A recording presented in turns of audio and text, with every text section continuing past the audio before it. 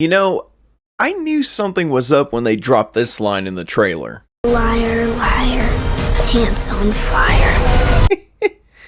I mean, there were warning signs.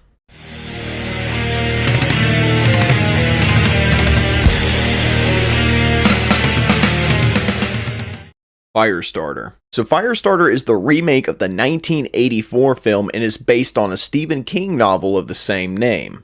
Must not be that popular because I didn't even know it existed until this movie was coming out.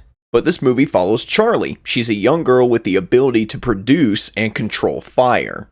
And after a shady organization discovers her, she goes on the run where she'll further learn to control her power and decide whether or not to use it in vain or use it for something greater. You know, sounds interesting on paper, but I'd be fooling myself if I said this was any good. You know, I saw this movie by myself in the theater. There was nobody else in there but me. So I got to be as loud and rowdy as I wanted to be, but in all honesty, I ended up almost falling asleep on several occasions. You know, I'm going to keep this review as short as I can because honestly, guys, this movie is not worth anyone's time, and it's not even worth the price of admission. Firestarter is just boring. And for all the wrong reasons too, because a movie with a premise like this should be interesting and intriguing. But you're so taken out by all the things that are wrong with it that it just bores the shit out of you. I mean, I did enjoy aspects of Firestarter, but they weren't enough to keep me fully invested. I like the main girl. I thought she was alright as far as child actors go. I mean, when she's doing her cool, weird fire thing and stuff is actually happening, there were moments in the movie where I was entertained.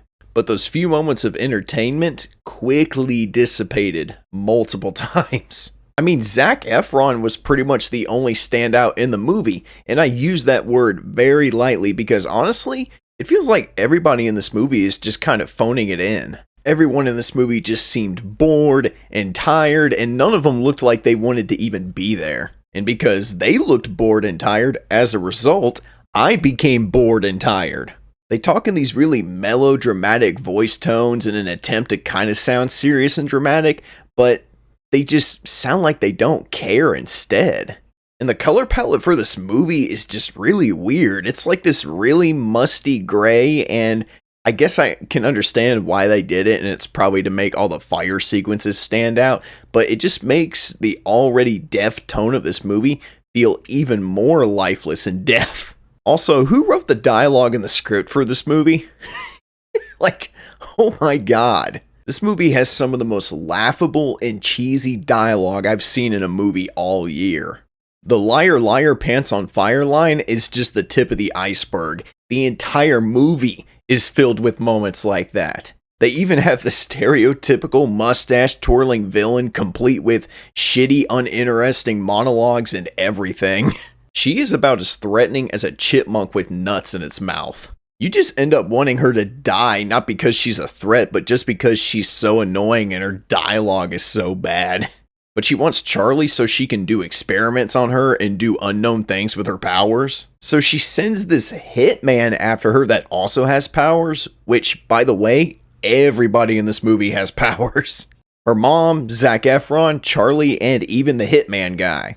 And because you got all these powers floating around, you would think that maybe that would raise the stakes a bit. It doesn't. The hitman really only has 2 scenes in this movie where he actually does something, and then after those 2 scenes are up, his character is pretty much non-existent at that point. Like, what was the fucking point of you introducing this character if you're not gonna do jack shit with him at all? I mean, he could have been something that pushes Charlie to her breaking point or makes her realize, you know, is she really meant to live a normal life? But no, absolutely nothing. I guess the real crime with this movie is there's a lot of cool concepts, but nothing is being done with those concepts. There's a lot of stuff in here about human experimentation and even a theme about how we're all in control of our own fates, but you feel like none of that matters. The only saving grace here is that this movie is an hour and 30 minutes. It is short. And thank God. That, and it does have a few cool sequences in it. And you know, the climax was cool. Until it wasn't. You know, as we approach the ending of this movie, guys, I literally told myself, you know what?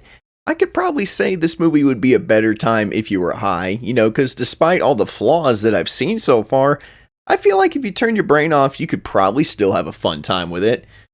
Boy, was I wrong. They just had to quadruple down on this fucking bore fest with the most inconsistent, in your face, just what the hell ending I've ever seen. I remember standing up and going, fuck you, fuck this movie, I'm out.